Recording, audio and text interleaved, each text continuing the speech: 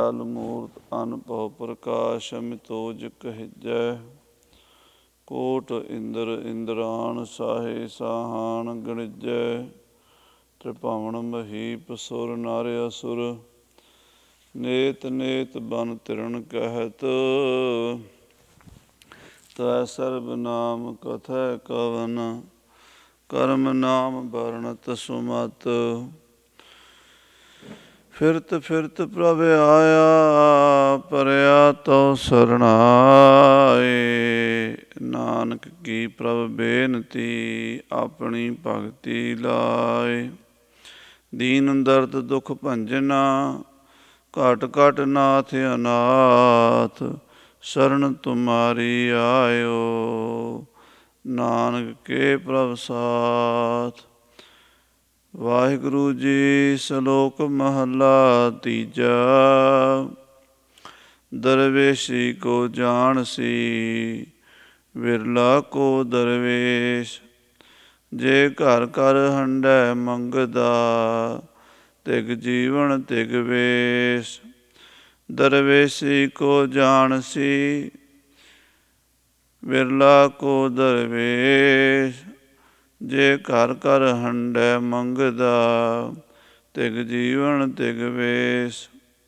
ਜੇ ਆਸਾ ਅੰਦੇਸਾ ਤਜ ਰਹਿ ਗੁਰਮੁਖ ਭਿਖਿਆ ਨਾਉ। ਤਿਸ ਕੇ ਚਰਨ ਪਖਾਲੀਐ ਨਾਨਕ ਹਉ ਬਲਿਹਾਰੈ ਜਾਉ। ਜੇ ਆਸਾ ਅੰਦੇਸਾ ਤਜ ਰਹਿ ਗੁਰਮੁਖ ਭਿਖਿਆ ਨਾਉ। ਤਿਸ ਕੇ ਚਰਨ ਪਖਾਲੀਐ ਨਾਨਕ ਹਉ ਬਲਿਹਾਰੈ ਜਾਉ। ਵਾਹਿਗੁਰੂ ਜੀ ਕਾ ਖਾਲਸਾ ਵਾਹਿਗੁਰੂ ਜੀ ਕੀ ਫਤਿਹ। ਪਰਮ ਸਨਮਾਨਯੋਗ ਗੁਰੂ ਰੂਪ ਗੁਰੂ ਖਾਲਸਾ ਸਾਧ ਸੰਗਤ ਜੀ, ਆਪ ਜੀ ਅਤਿਅੰਤ ਵਡਭਾਗੇ ਹੋ ਜੋ ਕਿ ਗੁਰੂ ਸਾਹਿਬ ਜੀ ਦੀ ਪਾਵਨ ਪਵਿੱਤਰ ਹਜ਼ੂਰੀ ਵਿਖੇ ਹਾਜ਼ਰੀਆਂ ਭਰ ਕੇ ਆਪਣੇ ਜੀਵਨ ਦੀਆਂ ਕੀਮਤੀ ਘੜੀਆਂ ਗੁਰੂ ਲੇਖੇ ਲਾ ਰਹੇ ਹੋ। ਗੁਰੂ ਕੀ ਅੰਮ੍ਰਿਤਮਈ ਗੁਰਬਾਣੀ ਦੇ ਨਿਤਨੇਮ ਔਰ ਸ੍ਰੀ ਆਸਾ ਜੀ ਦੀ ਵਾਰ ਦੇ ਕੀਰਤਨ ਆਪ ਜੀ ਨੇ ਸਰਵਣ ਕੀਤੇ ਹਨ। ਕਲਯੁਗ ਮੈਂ ਕੀਰਤਨ ਪ੍ਰਧਾਨਾ ਗੁਰਮੁਖ ਜਪੀਐ ਲਾਏ ਧਿਆਨਾ। ਸਤਿਗੁਰੂ ਸਾਹਿਬ ਜੀ ਨੇ ਪਰਮੇਸ਼ਰ ਨਾਲ ਸੁਰਤ ਜੋੜਨ ਦਾ ਸਭ ਤੋਂ ਵਧੀਆ ਪ੍ਰਧਾਨ ਤਰੀਕਾ ਕੀਰਤਨ ਹੀ ਬਖਸ਼ਿਸ਼ ਕੀਤਾ ਹੈ। ਜਦੋਂ ਅਸੀਂ ਵਾਹਿਗੁਰੂ ਦੇ ਪਰਮੇਸ਼ਰ ਦੇ ਗੁਣ ਗਾਵਾਂਗੇ ਤਾਂ ਉਹਦੇ ਨੇੜੇ ਹੋਵਾਂਗੇ। ਗੁਣ ਗਾਵਤ ਮਨ ਹਰਿਆ ਹੋਵੈ। ਮਨ ਜਿਹੜਾ ਹੈ ਉਹ ਰੰਗਿਆ ਜਾਂਦਾ ਵਾਹਿਗੁਰੂ ਦੇ ਰੰਗ ਵਿੱਚ। ਜਦੋਂ ਅਸੀਂ ਵਾਹਿਗੁਰੂ ਵਾਹਿਗੁਰੂ ਜਪਦੇ ਹਾਂ, ਕੀਰਤਨ ਕਥਾ ਗੁਰਬਾਣੀ ਪੜ੍ਹਦੇ ਸੁਣਦੇ ਹਾਂ, ਸੋ ਇਹ ਰੰਗ ਚੜ੍ਹਦਾ ਹੈ। ਲਾਲ ਰੰਗ ਤਿਸ ਕੋ ਲੱਗਾ ਜਿਸ ਕੇ ਵਡਭਾਗਾ। ਮੈਲਾ ਕਦੇ ਨਾ ਹੋਵਈ ਨਹਿ ਲਾਗੈ ਦਾਗਾ। ਸੋ ਗਰੀਬ ਨਵਾਜ਼ ਸਾਹਿਬ ਜੀ, ਧੰਨ ਗੁਰੂ ਅਮਰਦਾਸ ਮਹਾਰਾਜ ਜੀ ਜੋ ਕਥਨ ਕਰ ਰਹੇ ਹਨ, ਆਓ ਪ੍ਰੇਮ ਨਾਲ ਸਰਵਣ ਕਰੀਏ। ਸ੍ਰੀ ਵਾਹਿਗੁਰੂ ਜੀ ਸਲੋਕ ਮਹੱਲਾ ਤੀਜਾ। ਤੀਸਰੇ ਪਾਤਸ਼ਾਹ ਜੀ ਸਲੋਕ ਉਚਾਰਨ ਕਰਦੇ ਆ। ਦਰਵੇਸ਼ੀ ਕੋ ਜਾਣਸੀ ਵਿਰਲਾ ਕੋ ਦਰਵੇਸ਼। ਦਰਵੇਸ਼ ਕਹਿੰਦੇ ਫਕੀਰ ਨੂੰ, ਸਾਧੂ ਨੂੰ, ਤਿਆਗੀ ਨੂੰ, ਜਿਹੜਾ ਆਪਣੇ ਹੰਕਾਰ ਨੂੰ, ਆਪਣੀ ਮਾਣ ਵਡਿਆਈ ਨੂੰ ਛੱਡ ਕੇ ਦਰਵੇਸ਼ ਬਣ ਜਾਂਦਾ ਹੈ, ਫਕੀਰ ਬਣ ਜਾਂਦਾ ਹੈ ਔਰ ਆਪਣੇ ਜੀਵਨ ਦਾ ਮਨੋਰਥ, ਆਪਣੇ ਜੀਵਨ ਦਾ ਨਿਸ਼ਾਨਾ ਇੱਕ ਪਰਮਾਤਮਾ ਦੀ, ਵਾਹਿਗੁਰੂ ਦੀ ਪ੍ਰਾਪਤੀ ਮਿਥ ਲੈਂਦਾ ਹੈ। ਮੈਂ ਸਿਰਫ ਅਤੇ ਸਿਰਫ ਨਾਮ ਹੀ ਜਪਣਾ ਹੈ, ਉਸ ਆਪਣੇ ਪ੍ਰੀਤਮ ਵਾਹਿਗੁਰੂ ਅਕਾਲ ਪੁਰਖ ਨੂੰ ਪ੍ਰਾਪਤ ਕਰਨਾ ਹੈ। ਔਰ ਜਿਹੜੇ ਸੰਸਾਰ ਦੇ ਝੂਠੇ ਜੰਜਾਲ ਹਨ, ਮੋਹ ਮਾਇਆ ਦਾ ਜੋ ਪਸਾਰਾ ਹੈ, ਜੋ ਇਹ ਸੰਸਾਰ ਦੇ ਨਾਲ ਲਗਾਓ ਪ੍ਰੀਤੀ ਹੈ ਉਹ ਘਟਾਣੀ ਹੈ, ਕਿਉਂਕਿ ਜਿਹੜੇ ਸੰਸਾਰ ਨਾਲੋਂ ਅੱਜ ਨਹੀਂ ਤਾਂ ਕੱਲ੍ਹ ਟੁੱਟ ਹੀ ਜਾਣੀ ਹੈ। ਅੱਜ ਟੁੱਟੇ, ਕੱਲ੍ਹ ਟੁੱਟੇ, ਪਰਸੋਂ ਟੁੱਟੇ, ਸੰਸਾਰ ਨਾਲੋਂ ਤਾਂ ਨਾਤਾ ਤੋੜਨਾ ਹੀ ਪੈਂਦਾ ਹੈ। ਜੇ ਕੋਈ ਆਪਣੇ ਆਪ ਤੋੜ ਦੇਵੇ ਤਾਂ ਚੰਗਾ ਹੈ, ਨਹੀਂ ਤਾਂ ਟਾਈਮ ਨੇ, ਸਮੇਂ ਨੇ, ਕਾਲ ਭਗਵਾਨ ਨੇ ਇਹ ਨਾਤਾ ਤੋੜ ਦੇਣਾ ਹੈ। ਘਰ ਛੱਡਣੇ ਰਹਿ ਨਾ ਕੋਈ, ਸਾਰਿਆਂ ਨੂੰ ਆਪਣੇ ਘਰ, ਮਕਾਨ, ਪਰਿਵਾਰ, ਇਹ ਸਮਾਜ, ਇਹ ਦੁਨੀਆ ਇੱਕ ਦਿਨ ਛੱਡਣੀ ਪੈਂਦੀ ਹੈ। ਔਰ ਇਹਨਾਂ ਘਰਾਂ ਮਕਾਨਾਂ ਵਿੱਚ, ਇਹਨਾਂ ਪਰਿਵਾਰਾਂ ਵਿੱਚ ਸਦਾ ਵਾਸਤੇ ਅਮਰ ਅਟਲ ਨਾ ਕੋਈ ਰਿਹਾ ਹੈ ਅਤੇ ਨਾ ਕੋਈ ਰਹੇਗਾ। ਸਰ ਪਰ ਵਿਛੜਨਾ ਮੋਹੇ ਪਛਤਾਣੇ ਰਾਮ। ਮਹਾਰਾਜ ਸਾਹਿਬ ਜੀ ਕਹਿੰਦੇ ਅਖੀਰ ਵਿਛੜਨਾ ਤਾਂ ਪਵੇਗਾ, ਵਿਛੋੜਾ ਪਵੇਗਾ ਅਤੇ ਫਿਰ ਪਛਤਾਣਾ ਹੋਵੇਗਾ ਵੀ ਮੈਂ ਕਿਹਨਾਂ ਨਾਲ ਪ੍ਰੇਰਿਤ ਪਾਈ ਸੀ, ਕਿਹਨਾਂ ਨਾਲ ਸੰਬੰਧ ਜੋੜਿਆ ਸੀ, ਜਿਹੜੇ ਮੈਨੂੰ ਛੱਡ ਗਏ ਜਾਂ ਮੈਂ ਜਿਨ੍ਹਾਂ ਨੂੰ ਛੱਡ ਚੱਲਿਆ ਹਾਂ। ਸੋ ਇਸ ਕਰਕੇ ਬਹੁਤੇ ਲੋਕ, ਮਹਾਂਪੁਰਸ਼, ਸਾਧੂ, ਫਕੀਰ ਘਰ-ਬਾਰ ਪਹਿਲਾਂ ਹੀ ਛੱਡ ਦਿੰਦੇ ਸਨ। ਜਿਵੇਂ ਮਹਾਰਾਜਾ ਭਰਥਰੀ ਨੇ ਆਪਣੀ ਰਾਣੀ ਪਿੰਗਲਾ ਦੀ ਬੇਵਫਾਈ ਦੇ ਕਾਰਨ, ਬਹੁਤ ਸਾਰੀਆਂ ਰਾਣੀਆਂ ਸਨ ਜਿਨ੍ਹਾਂ 'ਚੋਂ ਪਿੰਗਲਾ ਸਭ ਤੋਂ ਛੋਟੀ ਉਮਰ ਦੀ ਔਰ ਸੁੰਦਰ ਸੀ। ਰਾਜਾ ਉਸ ਨਾਲ ਪ੍ਰੇਮ ਕਰਦਾ ਸੀ। ਰਾਜੇ ਨੂੰ ਇੱਕ ਪੰਡਿਤ ਨੇ ਅੰਮ੍ਰਿਤ ਫਲ ਦਿੱਤਾ ਅਤੇ ਇਹ ਕਿਹਾ ਵੀ ਜਿਹੜਾ ਇਸ ਫਲ ਨੂੰ ਖਾਵੇਗਾ ਉਹ ਅਮਰ ਹੋ ਜਾਵੇਗਾ। ਸੋ ਮੈਂ ਤਾਂ ਪੰਡਿਤ ਪੰਡਤਾਣੀ ਗਰੀਬ ਹਾਂ, ਇਸ ਕਰਕੇ ਅਮਰ ਹੋ ਕੇ ਕੀ ਕਰਨਾ ਹੈ। ਰਾਜਾ ਧਰਮੀ ਹੈ, ਦੇਸ਼ ਦਾ, ਕੌਮ ਦਾ, ਸਮਾਜ ਦਾ ਰਕਸ਼ਕ ਹੈ, ਉਹਨੂੰ ਫਲ ਦਿੱਤਾ। ਰਾਜਾ ਭਰਥਰੀ ਜੀ ਉਹ ਫਲ ਖਾ ਲੈਣਗੇ, ਅਮਰ ਹੋ ਜਾਣਗੇ। ਪੰਡਿਤ ਨੇ ਜਦੋਂ ਸੋਮ ਨਾਮ ਵਿਪਰਵਾਰ ਬਿਰਜਾ ਕੇ ਵਾਰ ਕਰ, ਦੀਨੋ ਸੁਧਾ ਫਰ ਕਰ, ਦੀਨੋ ਨਰ ਨਾ ਕੇ। ਉਸ ਪੰਡਿਤ ਨੇ, ਜਿਸ ਦਾ ਨਾਮ ਚੰਦਰ ਸ਼ੇਖਰ ਜਾਂ ਸੋਮਨਾਥ ਕਰਕੇ ਆਉਂਦਾ ਹੈ, ਕਿਉਂਕਿ ਚੰਦਰ ਅਤੇ ਸੋਮ ਇੱਕੋ ਹੀ ਚੀਜ਼ ਹੈ। ਚੰਦਰਮਾ ਨੂੰ ਹੀ ਸੋਮ ਕਹਿੰਦੇ ਨੇ, ਸੋਮ ਨੂੰ ਚੰਦਰਮਾ ਕਹਿੰਦੇ ਨੇ। ਇਸ ਕਰਕੇ ਚੰਦਰਮਾ ਦਾ ਜੋ ਵਾਰ ਹੈ ਮੰਡੇ, ਉਹਨੂੰ ਪੰਜਾਬੀ 'ਚ ਸੋਮਵਾਰ ਕਹਿੰਦੇ ਨੇ।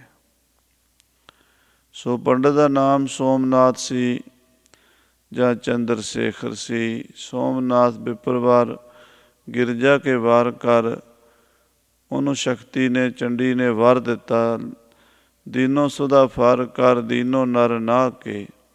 ਉਹ ਅੰਮ੍ਰਿਤ ਫਲ ਉਹਨੇ ਰਾਜੇ ਦੇ ਹੱਥ ਫੜਾ ਦਿੱਤਾ ਅਤੇ ਰਾਜੇ ਨੇ ਆਪ ਖਾਣ ਦੀ ਬਜਾਏ ਭੂਪਤ ਸਵੈ ਪਤਨੀ ਕੋ, ਤਾਨੇ ਨਿਜ ਮੀਤ ਹੀ ਕੋ, ਤਾਨੇ ਦੀਨੇ ਗੀਤ ਕੀ ਕੋ, ਨੀਕੇ ਫਲ ਚਾਹ ਕੇ।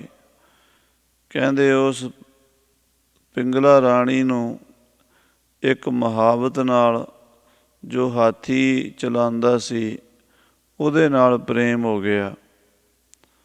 ਚੋਰੀ ਛੱਪੀ ਉਸਨੂੰ ਆਪਣੇ ਘਰ ਬੁਲਾ ਕੇ ਅੰਮ੍ਰਿਤ ਫਲ ਉਹਨੂੰ ਦੇ ਕੇ ਕਹਿਣ ਲੱਗੀ, ਤੂੰ ਖਾ ਲੈ, ਸਦਾ ਹੀ ਜਵਾਨ ਰਵੇਂਗਾ, ਸੁੰਦਰ ਰਵੇਂਗਾ। ਰਾਣੀ ਨੇ ਜਦੋਂ ਮੁਹਾਵਤ ਨੂੰ ਉਹ ਫਲ ਦਿੱਤਾ, ਉਸਨੇ ਵੀ ਆਪ ਨਹੀਂ ਖਾਧਾ। ਉਹ ਇੱਕ ਵੇਸ਼ਿਆ ਦੇ ਕੋਠੇ 'ਤੇ ਨਾਚ ਗਾਣਾ ਦੇਖਣ ਜਾਂਦਾ ਸੀ, ਇੱਕ ਵੇਸ਼ਵਾ ਨਾਲ ਪ੍ਰੇਮ ਕਰਦਾ ਸੀ। ਉਹਨੇ ਉਹ ਫਲ ਵੇਸ਼ਵਾ ਨੂੰ ਦੇ ਦਿੱਤਾ। ਤਾਨੇ ਦੀਨੋ ਗੀਤ ਕੀ ਕੋ, ਗੀਤ ਕੀ ਕਹਿੰਦੇ ਗੀਤ ਗਾਉਣ ਵਾਲੀ, ਗਵਈਆ, ਬਜ਼ਾਰੂ ਔਰਤ, ਉਸ ਨੂੰ ਜਾ ਕੇ ਦੇ ਦਿੱਤਾ। ਉਹ ਜਿਹੜੀ ਅੱਗੋਂ ਸਿਆਣੀ ਸੀ ਜਾਂ ਵਿਚਾਰਵਾਨ ਸੀ, ਉਹਨੇ ਇਹ ਸੋਚਿਆ ਵੀ ਮੈਂ ਅਮਰ ਹੋ ਕੇ ਕੀ ਕਰਾਂਗੀ, ਮੇਰੀ ਇੱਜ਼ਤ ਮੇਰਾ ਸਤਿਕਾਰ ਸਮਾਜ ਵਿੱਚ ਹੈ ਨਹੀਂ, ਲੋਕ ਮਾੜੀਆਂ ਨਜ਼ਰਾਂ ਨਾਲ ਦੇਖਦੇ ਨੇ। ਜੇ 100 ਸਾਲ ਜੀ ਲਵਾਂਗੀ, 200 ਸਾਲ ਜੀ ਲਵਾਂਗੀ, ਅਮਰ ਹੋ ਜਾਵਾਂਗੀ, ਤਾਂ ਕਿਹੜਾ ਮੇਰਾ ਸਤਿਕਾਰ ਜਾਂ ਕੋਈ ਮਾਣ ਇੱਜ਼ਤ ਬਣੇਗੀ। ਉਹਨੇ ਉਹ ਫਲ ਜਿਹੜਾ ਸੀ ਲਿਆ ਕੇ ਮਹਾਰਾਜਾ ਭਰਥਰੀ ਦੇ ਅੱਗੇ ਰੱਖ ਦਿੱਤਾ। ਮਹਾਰਾਜ, ਇਹ ਫਲ ਮੈਨੂੰ ਮਿਲਿਆ, ਤੁਸੀਂ ਖਾ ਲਓ, ਸਦਾ ਹੀ ਜਵਾਨ ਰਹੋਗੇ, ਇਹ ਅਮਰ ਫਲ ਹੈ। ਰਾਜਾ ਬੜਾ ਹੈਰਾਨ ਹੋਇਆ, ਇਹ ਫਲ ਤਾਂ ਮੈਂ ਆਪਣੀ ਰਾਣੀ ਨੂੰ ਦਿੱਤਾ ਸੀ, ਇਹਦੇ ਕੋਲ ਕਿਵੇਂ ਪਹੁੰਚ ਗਿਆ। ਜਦੋਂ ਉਸਨੇ ਗੱਲ ਦੀ ਤਫਤੀਸ਼ ਕੀਤੀ, ਰਾਣੀ ਪਿੰਗਲਾ ਦਾ ਦੋਸ਼ ਫੜਿਆ ਗਿਆ, ਸਾਰੀ ਕਹਾਣੀ ਖੁੱਲ੍ਹ ਗਈ। ਫਿਰ ਮਹਾਰਾਜਾ ਬੈਰਾਗ ਵਿੱਚ ਆ ਗਿਆ। ਉਹਨੇ ਜੋ ਬਚਨ ਕਹੇ ਨੇ ਮਹਾਰਾਜ ਭਰਥਰੀ ਦੇ ਗ੍ਰੰਥ ਵਿੱਚ ਲਿਖੇ ਨੇ, ਜਿਨ ਕੋ ਨਿਤ ਮੈਂ ਚਿਤਮੋ ਚਿਤਮੋ ਤਿਨ ਕੀ ਰਤ ਮੋਹ ਤਨ ਮਾਹੇ ਰਤੀ ਨਾ। ਰਾਜਾ ਕਹਿੰਦਾ, ਜਿਨ ਕੋ, ਜਿਸ ਰਾਣੀ ਨੂੰ ਮੈਂ ਆਪਣੇ ਚਿੱਤ ਵਿੱਚ ਹਰ ਵੇਲੇ ਚਿਤਵਦਾ ਰਹਿਣਾ, ਹਰ ਵੇਲੇ ਜਿਸ ਰਾਣੀ ਦਾ ਮੈਂ ਖਿਆਲ ਰੱਖਦਾ, ਉਹ ਰਾਣੀ ਮੇਰੇ 'ਚ ਰੱਤੀ ਜਿੰਨਾ ਵੀ ਪ੍ਰੇਮ ਨਹੀਂ ਕਰਦੀ। ਉਹ ਆਨ ਪਮਾਨ ਕੇ ਸੰਗ ਰਤੀ ਪੁਨਤਾ ਮਨ ਮੈਂ ਗਨਕਾ ਗ੍ਰਹਿ ਕੀਨਾ। ਉਹ ਕਿਸੇ ਹੋਰ ਪੁਰਸ਼ ਨੂੰ ਪ੍ਰੇਮ ਕਰਦੀ ਹੈ, ਅਤੇ ਉਹ ਪੁਰਸ਼ ਵੀ ਕੈਸਾ ਮੂਰਖ ਹੈ ਵੀ ਰਾਣੀ ਦਾ ਪ੍ਰੇਮ ਛੱਡ ਕੇ ਫਿਰ ਅੱਗੇ ਇੱਕ ਵੇਸ਼ਿਆ ਦੇ ਨਾਲ ਪ੍ਰੇਮ ਕਰਦਾ ਹੈ, ਉਸ ਵੇਸ਼ਵਾ ਦੇ ਘਰ ਜਾਂਦਾ ਹੈ, ਉਹਦਾ ਨਾਚ ਗਾਣਾ ਦੇਖਦਾ ਹੈ। ਉਹ ਆਨ ਪਮਾਨ ਕੇ ਸੰਗ ਰਤੀ, ਉਹ ਮੇਰੀ ਰਾਣੀ ਤਾਂ ਹੋਰ ਪੁਰਸ਼ ਨੂੰ ਪ੍ਰੇਮ ਕਰਦੀ ਹੈ, ਅਤੇ ਉਹ ਪੁਰਸ਼ ਗਨਕਾ ਨੂੰ ਪ੍ਰੇਮ ਕਰਦਾ ਹੈ। ਪੁਨਤਾ ਮਨ ਮੈਂ ਗਨਕਾ ਗ੍ਰਹਿ ਕੀਨਾ, ਤ੍ਰਿਗ ਹੈ ਅਬਲਾ ਪ੍ਰਿਤਕੰਦਰ ਪੈ ਅਰ ਮੋਹਿ ਤਿਕਾਰ ਜੋ ਮਾਰ ਅਧੀਨਾ। ਕਹਿੰਦੇ ਨੌਕਰ ਜਿਹੜਾ ਮੇਰਾ ਹਾਥੀ ਚਲਾਉਣ ਵਾਲਾ ਹੈ, ਉਹਨੂੰ ਵੀ ਲਾਹਨਤ ਹੈ, ਮੇਰੀ ਰਾਣੀ ਨੂੰ ਵੀ ਲਾਹਨਤ ਹੈ। ਰਾਣੀ ਇਸ ਕਰਕੇ ਤ੍ਰਿਗਾਕਾਰ ਹੈ ਵੀ ਉਹ ਰਾਜੇ ਨੂੰ ਛੱਡ ਕੇ ਇੱਕ ਨੌਕਰ ਨੂੰ ਪ੍ਰੇਮ ਕਰਦੀ ਹੈ, ਅਤੇ ਨੌਕਰ ਕੈਸਾ ਮੂਰਖ ਹੈ ਵੀ ਰਾਣੀ ਨੂੰ ਛੱਡ ਕੇ ਵੇਸ਼ਿਆ ਨੂੰ ਪ੍ਰੇਮ ਕਰਦਾ ਹੈ। ਇੱਥੇ ਕੋਈ ਵੀ ਕਿਸੇ ਨੂੰ ਸੱਚਾ ਪ੍ਰੇਮ ਨਹੀਂ ਕਰਦਾ। ਮੋਹਿ ਤਿਕਾਰ ਜੋ ਮਾਰ ਅਧੀਨਾ, ਮੈਨੂੰ ਵੀ ਲਾਹਨਤ ਹੈ ਕਿ ਮੈਂ ਫੇਰ ਕਾਮ ਦੇ ਅਧੀਨ ਬਣ ਕੇ ਰਾਣੀ ਦੇ ਪਿੱਛੇ ਪਿੱਛੇ ਫਿਰਦਾ ਹਾਂ। ਇਤ ਰੀਤ ਸਮੂਹ ਕੀ ਪ੍ਰੀਤ ਤਜੀ ਨਿਰਪ ਹੋਏ ਜਗੀਸ਼ਵਰ ਈਸ਼ਵਰ ਚੀਨਾ।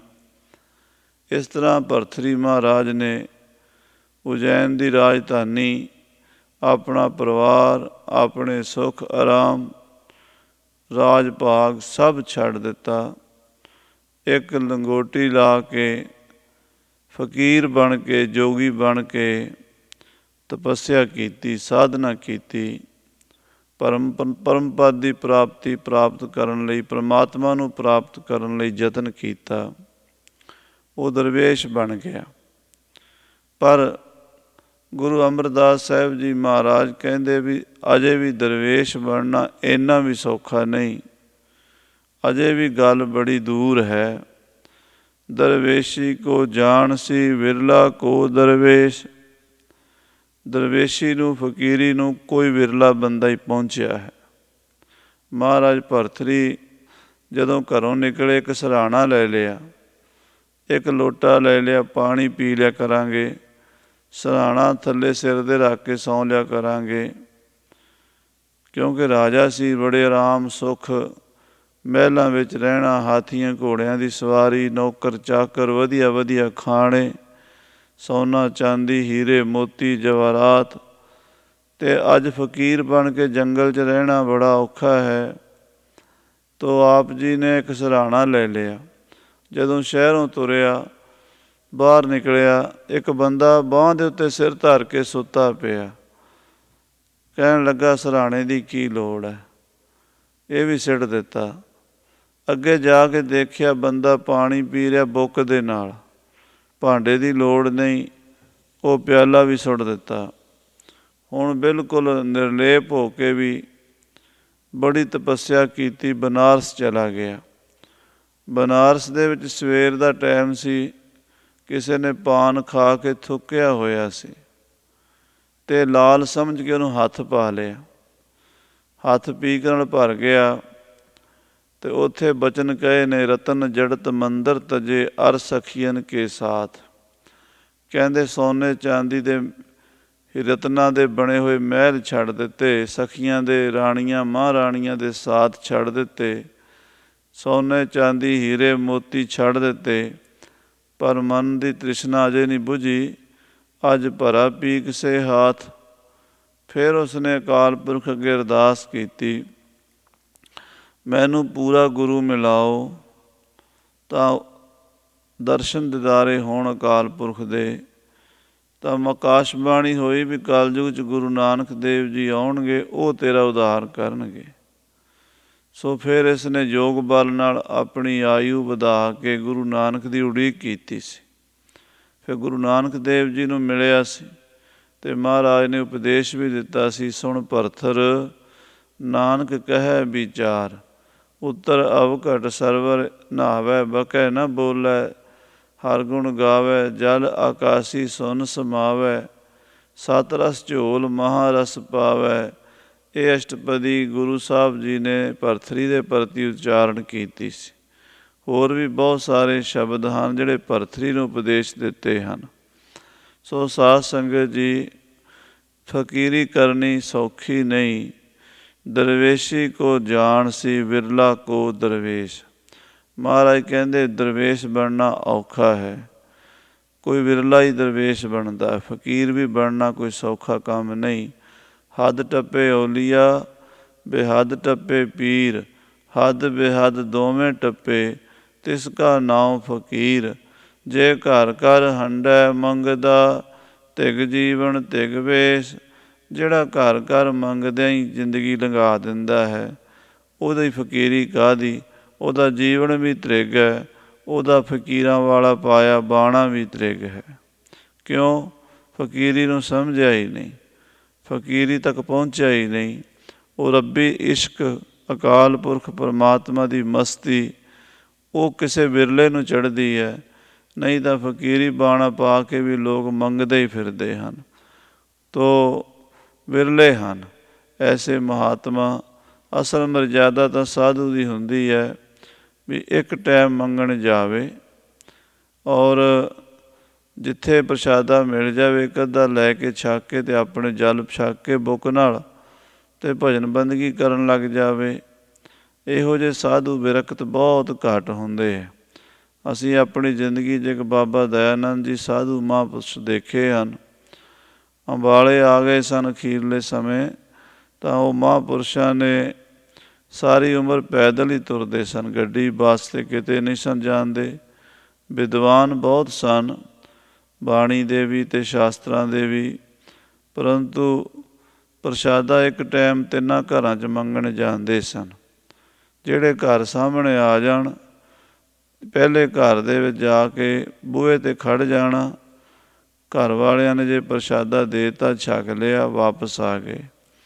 ਨਹੀਂ ਮਿਲਿਆ ਤਾਂ ਦੂਸਰੇ ਘਰ ਜਾ ਕੇ ਅਲੱਖ ਬੋਲਣਾ ਹੈ। ਉੱਥੇ ਪ੍ਰਸ਼ਾਦੇ ਦੋ ਮਿਲ ਗਏ, ਇੱਕ ਮਿਲ ਗਿਆ ਛਕ ਲਿਆ, ਨਹੀਂ ਤਾਂ ਤੀਸਰੇ ਘਰ ਚਲੇ ਗਏ। ਤੀਸਰੇ ਘਰ ਅਲੱਖ ਬੁਝਾਈ, ਪ੍ਰਸ਼ਾਦਾ ਮਿਲ ਗਿਆ ਛਕ ਲਿਆ, ਨਹੀਂ ਮਿਲਿਆ ਤਾਂ ਫਿਰ ਚੌਥੇ ਘਰ ਨਹੀਂ ਜਾਂਦੇ ਸੀ। ਤੀਜੇ ਘਰ ਤੋਂ ਵਾਪਸ ਆ ਕੇ ਪਾਣੀ ਪੀ ਕੇ ਆਪਣੀ ਕੁਟੀਆ 'ਚ ਬੈਠ ਕੇ ਭਜਨ ਕਰਨਾ।